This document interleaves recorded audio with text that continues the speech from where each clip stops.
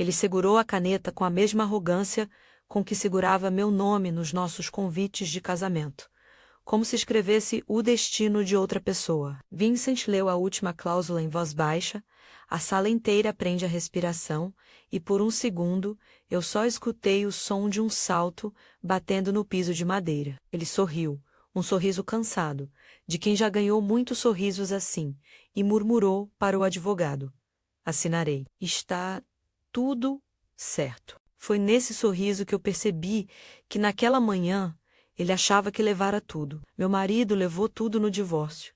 Ele não fazia ideia do que eu já tinha feito. Eu poderia ter começado pelo pedido, pelo chute frio, no meio da nossa cozinha verde sálvia, pelo saco de roupa que a amante carregou, ou pelo bilhete formal que veio com um corretor de imóveis. Mas gosto de começar pelo momento em que o vencedor descobre que o prêmio não vale o que ele imaginava. Gosto do som do silêncio que segue quando as pessoas percebem que foram enganadas. Não por esperteza alheia, mas pela própria confiança. É um som que tem gosto de ferro na boca. Se esta história te interessa, inscreva-se e diga de onde você está assistindo. Conheci Vincent quando ainda acreditava que as promessas duram. Ele tinha aquela mistura de sorriso fácil e convicção inabalável que compra a confiança das pessoas antes mesmo de pagar por ela. Nós tínhamos 20 e poucos anos. Eu cheguei ao escritório de advocacia com a cabeça cheia de leis e ambições, ele com projetos e uma vontade enorme de crescer. A gente se casou como quem junta mãos para escalar uma montanha. Ele na linha de frente, eu com a mochila preparada para qualquer eventualidade. No começo, ser a mulher do Vincent parecia um papel confortável. A gente jantava com boas intenções e planos. Eu lidava com contratos e preparava relatórios enquanto ele fazia apresentações que brilhavam. O negócio cresceu, as fotos nas redes sociais também, a casa virou cartão postal.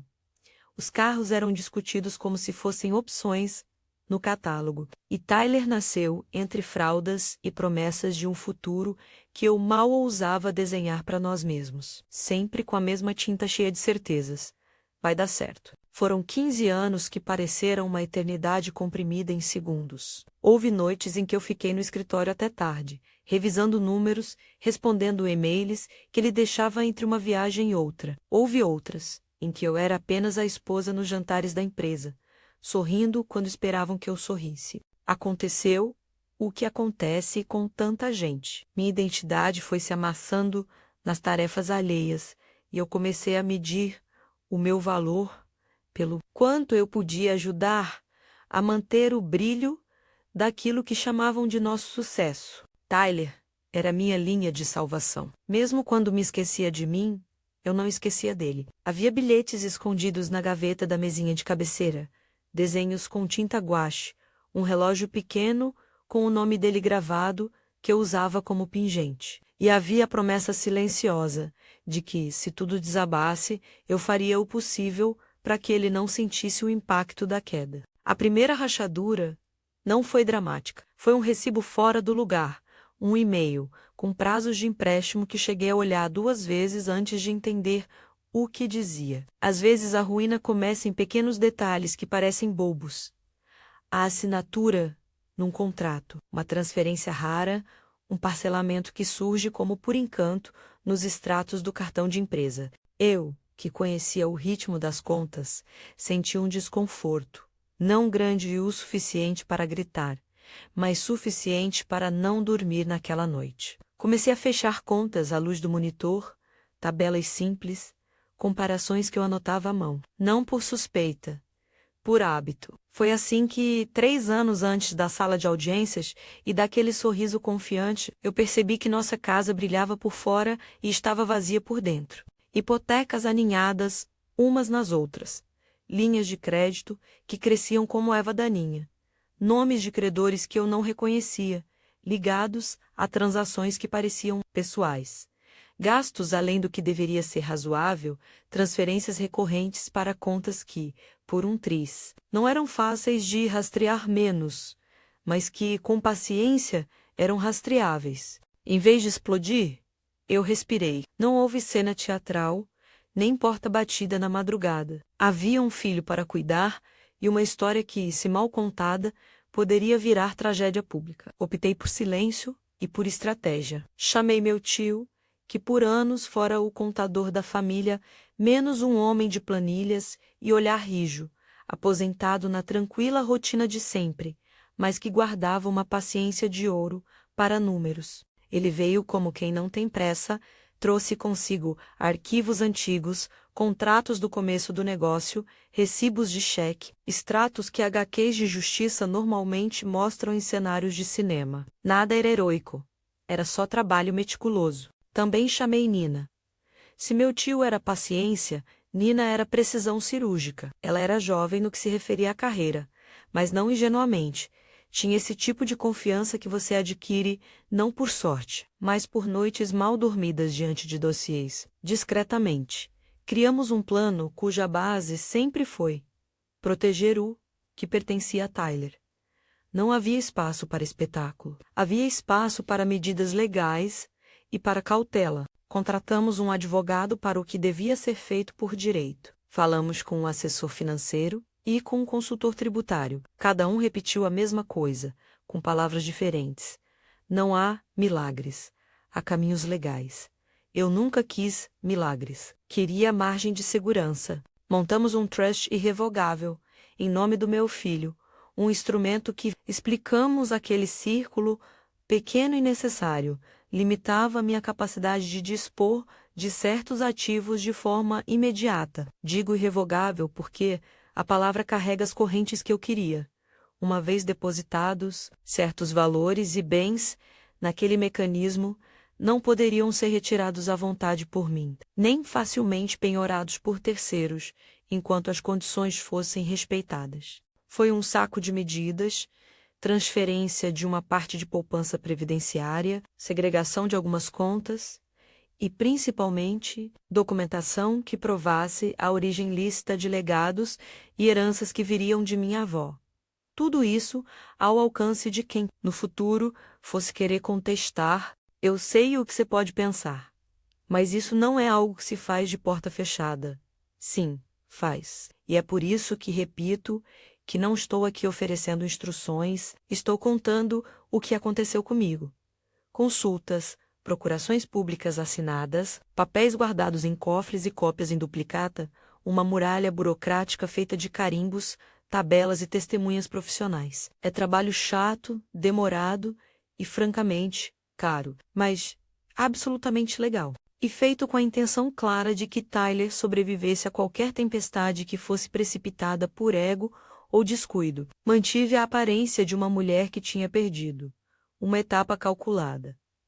A força em sermos subestimadas. Eu chorei nas mediações, limpei o rosto com lenços e deixei as manchas nos vestidos como provas de que eu era, afinal, frágil e humana. Havia câmeras sociais narrando minha derrota.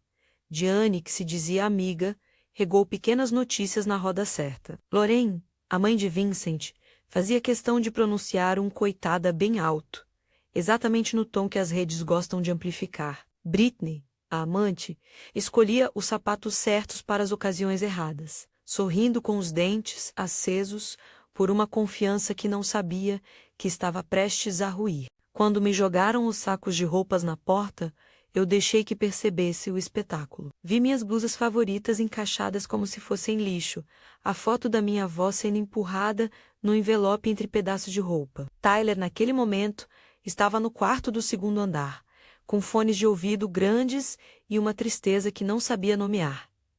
Eu não gritei. Conversei com ele. Expliquei o que era verdade, sem inventar feridas maiores. É curioso como as crianças captam intenções. Ele não queria tomar partido.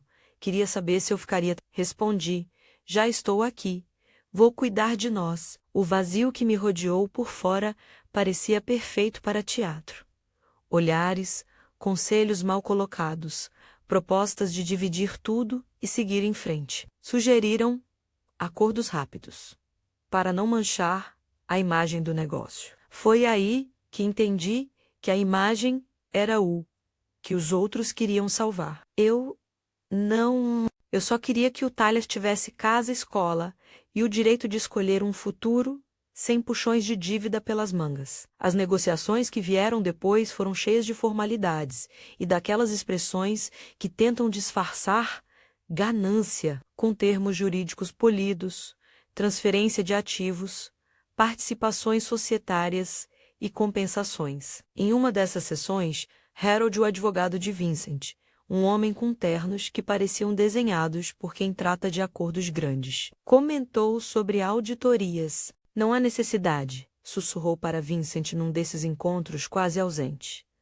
Harold confiava no cliente, e Vincent, confiante, confiava nele. Essa cadeia curta de confiança foi um dos fios que eu aproveitei. A estratégia montada por Nina foi simples na aparência e complexa na execução. Permitir que ele sentisse a vitória enquanto, nos anexos e entrelinhas do acordo, constasse uma responsabilidade que, se assumida junto com os ativos, incluía também as dívidas atreladas a eles, em linguagem menos fria. Se você leva a casa e o carro, leva também as hipotecas, os empréstimos e os encargos que estão pendentes. Ela chamou aquilo de adendo de responsabilidade, termos que legalmente vinculam quem aceita o ativo a certas obrigações. Não prometeram que seria fácil, prometeram que seria justo e que, sobretudo, seria previsível. Houve dias em que a minha atuação me custou lágrimas de verdade. Eu me sentava na sala da mediação, o rosto inchado, as mãos trêmulas, e aceitaria ofertas pequenas com um futuro sorriso de resignação. Permitia que Diane sussurrasse e que Lorraine exibisse compaixão fria. Permitiria até que Britney se sentisse proprietária de nossas histórias. Por fora, era derrota. Por dentro, era a calmaria antes do movimento final. Reunir documentos, transferir o que precisava ser legalmente protegido, fechar contas que pudessem ser contestadas, manter provas que demonstrassem tanto o passivo quanto a origem de credores. Há uma linha tênue entre resiliência e teatro. Eu andava sobre ela. À noite, quando Tyler dormia, eu revia cada papel, cada carimbo. Cheguei a sonhar com números, senso de humor mórbido da minha mente analítica. Também chorei por mim, por ter perdido tanto do que eu fui, por ter dividido a minha própria ambição com alguém que agora a usava como justificativa para me empurrar para a rua. Mas havia um ponto que eu nunca permitiria perder: a segurança do meu filho. E para isso, eu estava disposta a suportar olhares, fofocas e a sensação de que todos, pela manhã, achavam que eu havia perdido tudo. Vincent, por outro lado, tinha pressa em selar o acordo. Ele queria fechar o capítulo, seguir a vida com a amante e abrir novas frentes. A pressa, quando combinada com confiança cega, transforma-se em um dos maiores aliados de quem faz planejamentos cautelosos. Harold recomendava que não houvesse auditoria completa das dívidas antes da assinatura menos uma decisão, que, aos olhos de Vincent, era razoável e até prática. Ele acreditava que tomar os bens era mais vantajoso do que passar meses em processos e, então, assinou, não naquele momento, mas mais adiante, quando o papel apareceu com a tinta fresca e o selo do cartório. Mas entre o assinar e o ler completamente, há um espaço enorme, que costuma ser ignorado por quem confia demais. É nesse espaço que encaixei a minha segurança. Nina, com sua calma calculada, preparou um adendo que vinculava as responsabilidades aos ativos de forma que ficasse claro para o cessionário. Ao receber estes bens, assume igualmente as obrigações que lhes correspondem, incluindo hipotecas, linhas de crédito e demais passivos registrados. Era linguagem técnica, seca, sem melodrama menos e exatamente por isso poderosa.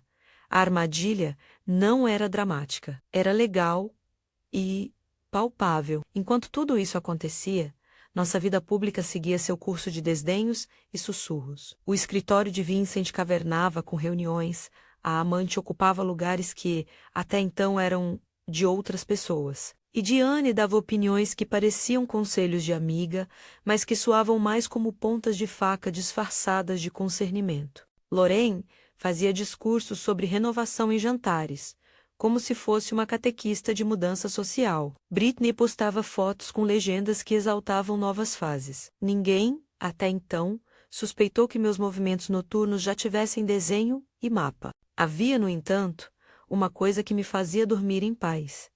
Tudo que eu protegia tinha explicação, origem e, quando necessário, testemunhas. Minha avó havia deixado um envelope de cartas e um depósito em vida, que, por lei, poderia ser reconhecido como donativo familiar, e que Nina ajudou a segregar para o trust. O tio validou cada transferência. Os consultores notaram que algumas linhas de crédito eram pessoais de Vincent. Outras estavam em nome da empresa, e algumas, surpreendentemente, estavam vinculadas a gastos pessoais que ele disfarçava como despesas corporativas. Isso não era um manual de humilhação. Era um mapa que explicava por que aqueles supostos ativos eram, na verdade, um pacote com mais espinhos do que flores. O dia em que ele arrancou tudo da casa, literalmente, foi menos cinematográfico do que todos imaginam. Não houve gritos,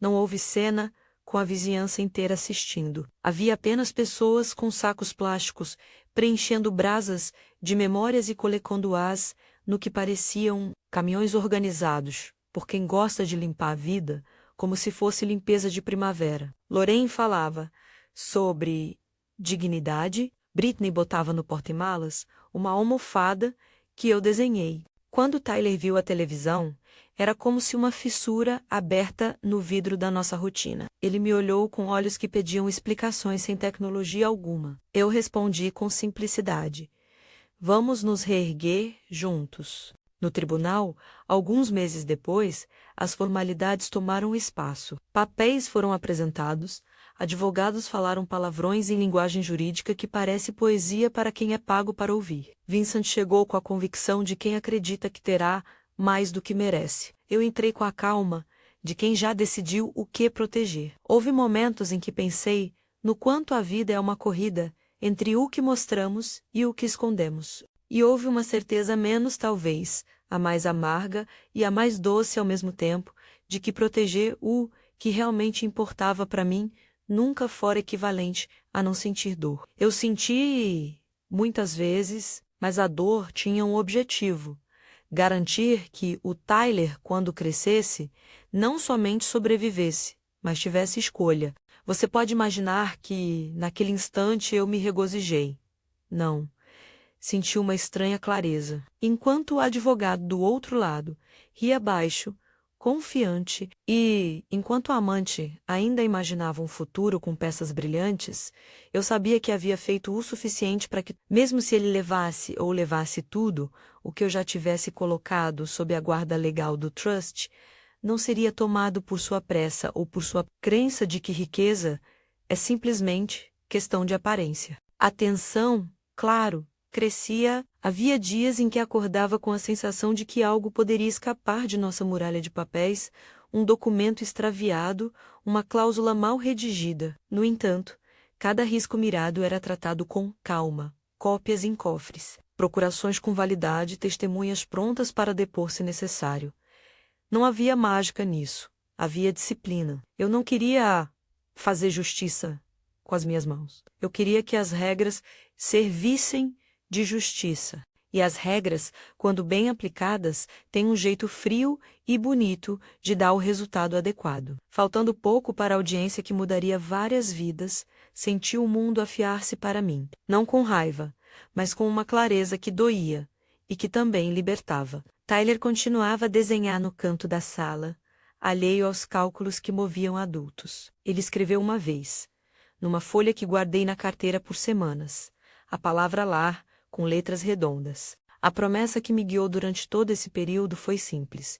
Eu devolveria a ele algo mais do que tijolos ou móveis. Eu devolveria a ele a escolha de construir sua vida com autonomia. Entre as últimas reuniões e os ajustes finais, houve um jantar onde Lorraine tentou, em voz baixa, negociar gentilmente o que restava de boas relações. Eu respondi com cortesia e neutralidade: Não ia ganhar seu afeto com educação. Também não quis perder energia com ódio. Alimentaria, em vez disso, minha reconstrução. Ainda restava um momento colossal.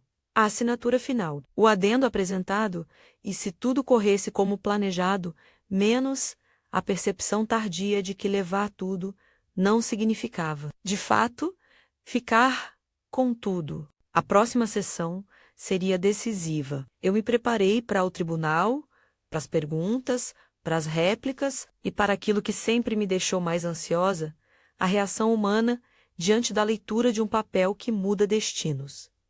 Vincent acreditava no selo da caneta. Eu acreditava na força dos registros que eu e minha equipe havíamos amarrado com precisão. O que viria depois da assinatura era imprevisível, mas tínhamos uma vantagem.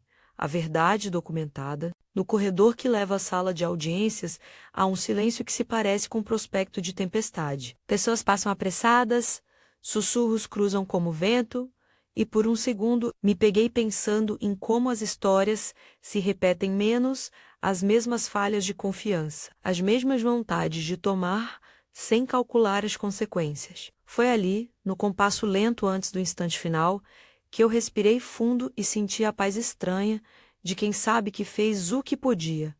Não por ego, por Tyler, não por vingança, por justiça. Por justiça. Quando empurrei a porta para entrar na sala, vi Vincent já ali, de pé, o cara que acreditava que havia me tirado tudo. Suas mãos tremiam apenas um pouco. Ele olhou para mim, talvez esperando que eu implorasse. Eu não implorei. Sorri, não por celebração, mas por reconhecimento de que, naquela hora, quem tinha segurança verdadeira era quem havia protegido, o que devia ser protegido. Vincent não sabia, ainda não sabia. E foi justamente nesse pequeno espaço, entre a entrada na sala e a primeira palavra da audiência que eu percebi o cheiro exato da vitória. Não era perfume, nem champanhe, nem mesmo a satisfação do triunfo ruidoso. Era o cheiro de papéis limpos, de carimbos secos e de uma caneta prestes a encontrar assinatura. A caneta, claro, estaria em sua mão. Ele pensou que aquilo o faria senhor de tudo.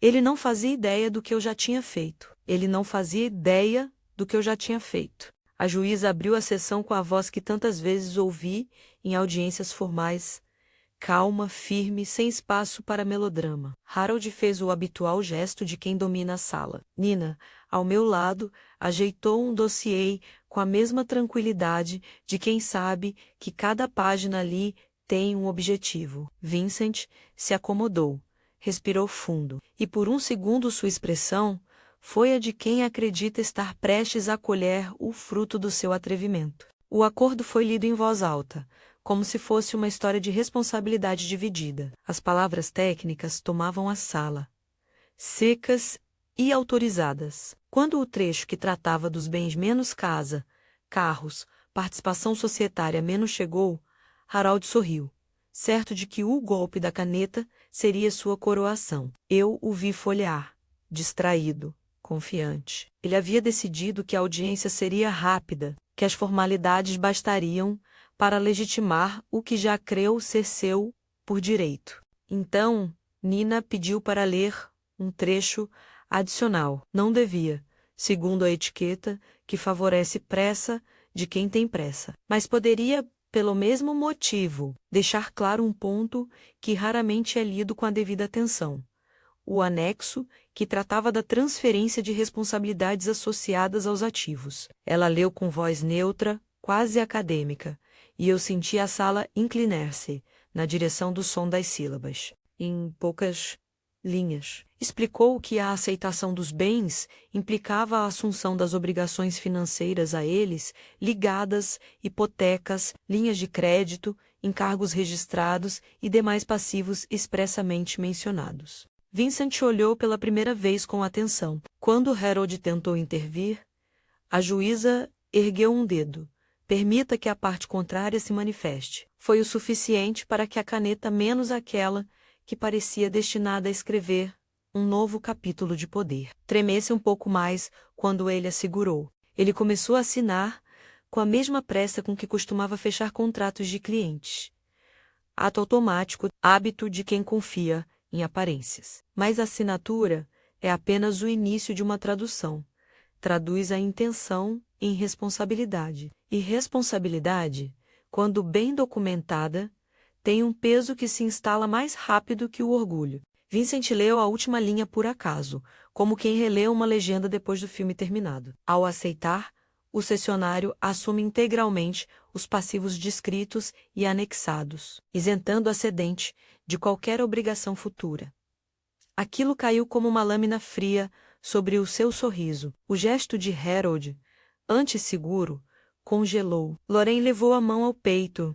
Brittany olhou para o marido, e não porque sentiu compaixão, mas porque agora contemplava um futuro que não se parecia em nada com os filtros de suas redes sociais. A confusão demorou 2 respirares. Depois veio a compreensão, rápida e brutal.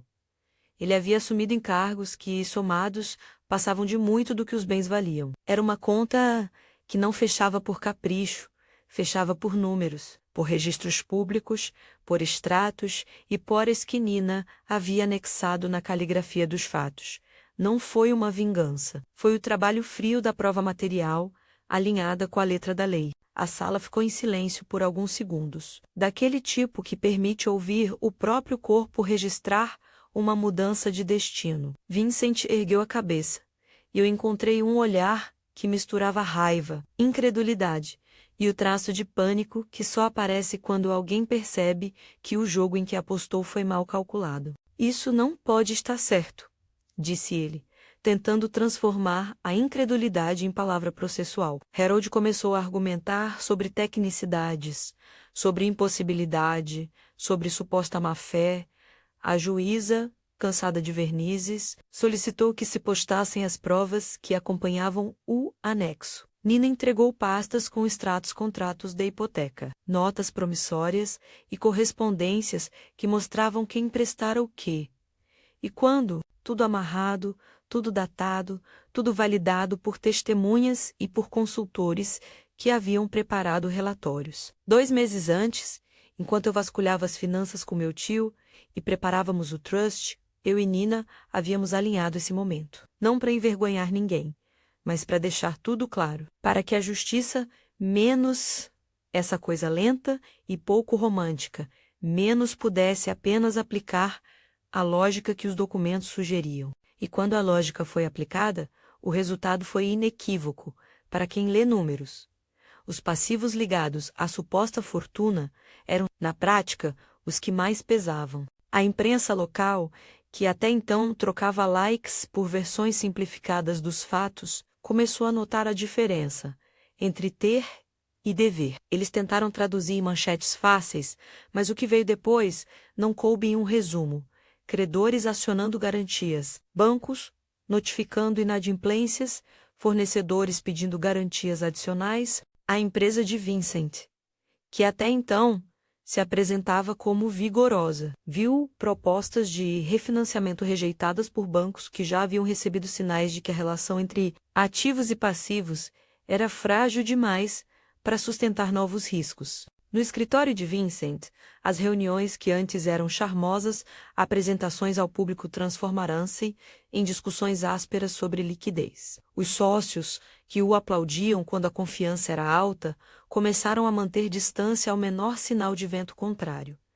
Pedidos de entrega foram cancelados. Contratos que dependiam de adiantamentos foram suspensos. O que antes parecia uma maré alta virou uma série de pequenas quebras que, juntas, transformaram o rosto de Vincent. Brittany tentou resistir ao desastre, como quem tenta segurar um guarda-chuva durante um vendaval. No começo, ela postou fotografias com legenda áspera, tentando construir um escudo digital. Quando a pressão financeira passou a envolver a possibilidade de execuções, quando a casa que ela considerava símbolo de conforto recebeu notificações. Quando a conta do condomínio foi cobrada de maneira pública, ela parou de responder às mensagens. Não foi um ato dramático. Foi o abandono que acontece quando os palcos de aparências perdem os patrocinadores. Lorraine, que havia avançado com sermões sobre renovação, não sofreu uma queda pública imediata menos, Mas o círculo social que tanto valorizara começou a mostrar fissuras. Amigos que antes apareciam em jantares começaram a enviar convites que não incluíam mais a família Mercer. O que restou da devoção social transformou-se em distância. Ela telefonou uma ou duas vezes, pedindo explicações que soavam mais como confissões do que como conselhos. Eu atendi com educação, porque sempre houve um lugar para a dignidade, mesmo quando a dignidade vinha de quem havia tentado catalisar minha humilhação. Harold tentou reagir com técnica. Consultou especialistas, propôs negociações, sugeriu renegociação de dívidas. O problema não era técnica, era aritmética. Alguns credores incapazes de receber por meio de garantias sobre ativos que ainda não haviam sido consolidamente avaliados. Acionaram cláusulas contratuais que permitiam medidas imediatas, em linguagem não técnica. O passivo apareceu em filas de prioridades que, por sua vez, sobrepujaram o valor líquido dos bens. A insolvência deixa poucas alternativas quando o caixa aperta e a confiança some. A falência da empresa, menos quando, e se veio, não foi um só ato de espetáculo. Foi um conjunto de ruas que se estreitam, de faturas não pagas, de fornecedores que exigem garantias, de funcionários que procuram alternativas e investidores que recuam. Quando essa realidade chegou, não havia mais glamour, havia planilhas e olhares firmes de quem precisa reavaliar prioridades. Vincent viu clientes pagarem por aquilo que precisavam, não por lealdade. Em uma sequência dolorosa, contratos foram cancelados, propostas se fecharam e, em semanas, o que parecia robusto desfez-se em um amontoado de obrigações. Enquanto isso, minha vida depois do tribunal corria por caminhos mais calmos, porém exigentes. As notificações de câmeras e comentários nas redes passaram. O que ficou foram as contas, as escolhas e a rotina que eu havia decidido sacramentar. Tyler voltou aos horários de aula, às partidas de futebol com os amigos e às tardes em que discutíamos absurdos da escola. Infelizmente, as acusações públicas e a atenção da mídia ainda rondavam, mas aos poucos ele começou a ver que nossas prioridades eram práticas. Escola, amigos, algumas pizzas de sexta e, sobretudo, a segurança de um quarto com suas coisas. Em noites em que o passado se insinuava, sentávamos-nos para ver um filme qualquer, e eu segurava sua mão como quem sela um pacto entre nós. A escolha é sua. Eu garanto a base. Comecei a reconstruir com o que havia. Os 50.000 do acerto aparente valor, aproximado e simbólico. As economias que havia separado, e a vontade de não mais me perder em função de alguém. Usei parte desse dinheiro para formalizar um pequeno ateliê, não a grande empresa de design que eu havia sonhado na adolescência, mas um começo real. Paguei a matrícula de um curso de design e branding, aluguei um estúdio modesto e comprei tinta e pincéis. O ateliê era basicamente uma promessa convertida em endereço, mesas apoiadas em cavaletes, plantas compradas, porque eu acreditava que o verde cura os quartos pequenos, e uma parede que escolhi pintar de verde sálvia como um voto silencioso. O primeiro cliente apareceu meio por acaso. Uma pequena padaria da esquina, conhecida por produtos simples e bom pão, queria repaginar a marca. Eles me ouviram, olharam meu portfólio improvisado e aceitaram o que eu propus. Um logo simples, uma paleta de cores que incluía o verde sálvia e uma nova vitrine que valorizasse o cheiro do pão e a sensação de casa. O projeto foi humilde, mas perfeito. No dia da entrega, vi os funcionários da padaria sorrirem como se a rede pequena recuperasse um pouco de brilho. O proprietário me apertou a mão com sinceridade e me ofereceu um café às pressas. Eu aceitei, com o gosto de quem reconhece que o primeiro contrato é, frequentemente, o mais doce. Não foi tudo poesia. Havia cobranças, ajustes, noites sem sono, mas também havia um senso de controle que eu não sentia nos últimos anos. Cada reunião, cada escolha de cor, cada fatura emitida era fruto do meu trabalho direto. Não havia mais a sensação de flutuar nas decisões de outra pessoa. Eu reconstruía um nome sem pressa, um cliente de cada vez. A manhã em que pintei a parede do estúdio de verde sávia foi uma das poucas vezes em que chorei por algo que não era perda, mas renascimento. Tyler apareceu entre as caixas com uma camiseta que tinha mais tinta do que tecido. Ficou ali, observando, e disse: "Ficou a nossa cor." Eu sorri e entendi ao pé do ouvido que a cor não era apenas tinta, era uma assinatura de que algo novo estava germinando entre nós. Houve, claro, quem julgasse que eu deveria ter reagido de outra maneira. Diane, por exemplo, sentiu o efeito social de suas palavras. A roda que antes nos rodeava pela cidade começou a esvaziar, quando percebia que seus comentários haviam ajudado a construir um clima que agora se provava desinformado. Ela perdeu alguns contratos com marcas locais que preferiam evitar associações com quem promovia intrigas. Não desejo que ela sofra menos. Minha voz não é de regozijo menos, mas sua presença apagada serviu, em certa medida, como alerta para os efeitos que palavras podem ter quando trocadas por likes. Nina continuou sendo uma presença calculada na minha vida. Depois do julgamento, ela me aconselhou sobre como gerenciar o restante das comunicações. Sugeriu medidas para prevenir novas perseguições legais. E me ajudou a consolidar a estrutura do trust para que o que fosse destinado ao Tyler permanecesse resguardado. Não quero transformar uma narrativa em manual jurídico.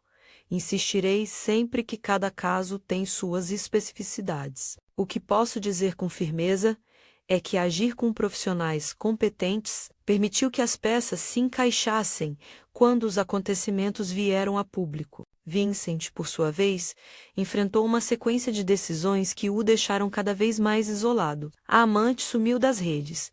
Seus sócios discutiam estratégias de sobrevivência e Lorraine tentava, com notas de desculpas públicas, recuperar respeitabilidade. A falência da empresa, quando oficializada, trouxe consequências práticas: venda de ativos, avaliação de garantias e tentativas de reestruturação que, infelizmente para ele, chegaram tarde demais, diante de uma massa decredora já impaciente. Em alguns dias, ele aparecia sob a luz incerta de quem tenta reparar algo que não sabe consertar. Em outros, desaparecia, e as notícias falavam de negociações. Nem sempre me recusei a sentir pena.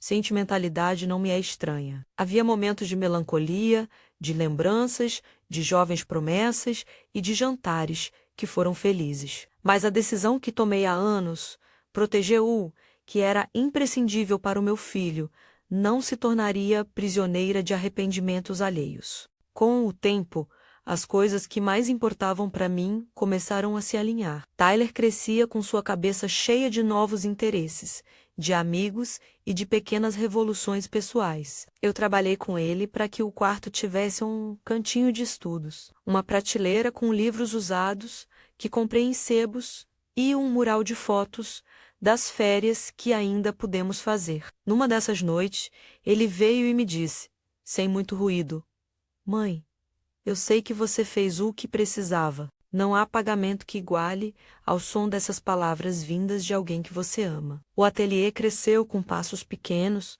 clientes locais que indicavam novos clientes e dinheiro que, cuidadosamente, eu fazia render para pagar aluguel, escola e um fundo emergencial que nunca mais seria negligenciado. Não alcancei independência para o luxo. Alcancei para a tranquilidade e para a escolha. E escolha, aprendi.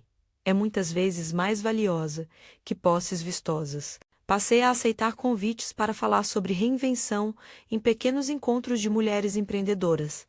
Não me via como heroína, via-me como alguém que encontrou uma forma de converter dor em disciplina. Em uma dessas palestras, uma mulher me abraçou depois e disse: "Sua história me fez acreditar que dá para planejar sem odiar."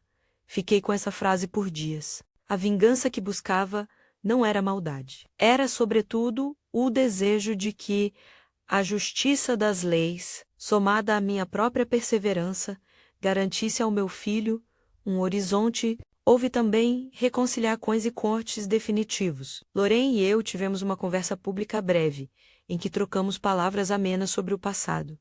Não esperamos afeição mútua, esperamos apenas que o que a via diferida cedesse espaço para um convívio civilizado quando necessário. Diane e eu evitamos cruzar caminhos. A quarta parede entre nós foi, talvez, o resultado mais sereno da história. Anos depois, encontrei-me em um apartamento menor, mais aconchegante, com a parede verde sálvia, iluminando o período da tarde. Havia um quadro que Tyler pintou na escola, menos um sol desajeitado e gigante, traços corajosos e letras grandes. Lar, pendurei-o de frente para a janela, onde as plantas recebiam luz nesse clima ameno que ambas gostávamos. No fim de tarde, ele entrou carregando uma caixa com velhos brinquedos que guardava no porão da casa antiga. Parou, virou-se para mim e disse: Mãe, acho que não preciso de nada daquilo para saber quem eu sou. Sorri. Não porque tudo tivesse sido reparado magicamente, mas porque aquela frase reunia a essência de tudo o que eu fiz. Garanti que ele tivesse escolha para definir sua própria identidade. Às vezes, quando volto a pensar na cena do tribunal, não vejo apenas o gesto da caneta. Vejo os rostos que permaneceram ao lado de quem escolheu não arrebatar. O tio, que passou horas usando óculos e lápis. Nina com seus códigos de ética e pastas, Dona Vó com suas economias, que transformamos em segurança legal, e o rosto de um menino que entendia mais de importância do que eu imaginava. A narrativa, para mim, sempre foi sobre preservar a dignidade do que é essencial. Não direi que a jornada foi sem dor. Foram noites de raiva abafada, manhãs em que não reconhecia o corpo na cama e dias em que parecia que a imprensa queria transformar a minha vida em espetáculo. Mas houveram também amigos que se revelaram firmes, clientes que apreciaram meu trabalho feito com verdade e ela, a paz de ver que o plano traçado em silêncio funcionou quando as luzes se acenderam. Hoje, em meu estúdio, pego um dos papéis que me acompanharam no processo, não para reviver os rancores, mas para lembrar que as decisões que tomamos, em nome de alguém que amamos, têm consequências reais. Tyler está na cozinha fazendo um sanduíche, e ao fundo toca uma playlist que escolhemos juntos. Abençoo-o por trás, quando ele passa, e sinto que a palavra tudo mudou de significado para mim. Para Vincent, a palavra foi literal. Ele levou a casa, os carros, a empresa. Para mim, tudo sempre teve outro significado. A segurança do menino que eu havia colocado primeiro. Não sei o que o futuro reserva a Vincent. Talvez tente reerguer-se. Talvez aceite a nova realidade. A vida, para ele e para mim, continua com suas escolhas e responsabilidades. Não nutro um desejo de vingança contínua. Nutro, sim, uma satisfação madura de ver que a estratégia pensada com cuidado deu ao meu filho a chance de escolher. Não celebro a ruína de alguém. Celebro a preservação do meu lar. Quando recebo mensagens de pessoas que se identificam com a história, respondo com honestidade. O que eu fiz não foi simples, não foi barato e não foi feito sem dor. Não é um manual e não é, definitivamente, uma recomendação universal. Foi para mim o caminho entre o desamparo e a segurança. Às vezes, a verdadeira vitória não é tomar tudo, mas assegurar que aquilo que é mais precioso não se perca no vento das más decisões alheias. Em noites calmas, eu e Tyler olhamos para as fotos de uma viagem pequena que fizemos depois de tudo. Uma praia perto da cidade, sandálias ao lado e uma toalha que brilhava como se guardasse calor suficiente para semanas. Ele me pergunta sobre decisões, e eu respondo com uma frase curta que aprendi a amar. Fiz o que podia, do melhor jeito que sabia. Ele sorri, e eu sei que era o melhor. Concluí minha carreira no pequeno ateliê com orgulho humilde, não por me ver em capas de revista, mas por ouvir um cliente dizer que suas vendas aumentaram porque o novo logo contava uma história. E história menos. Essa palavra antiga menos sempre foi o que me restou, depois de perder os adornos. Contar e criar algo que fala de verdade. Se esta história tocar você, se houver algo do que contei que te inspire a proteger o que é essencial na sua vida, compartilhe com alguém que precisa ouvir. E, se quiser ver outras histórias com reviravoltas parecidas? Clique na playlist e acompanhe relatos que mostram como a paciência aliada à ação pode transformar destinos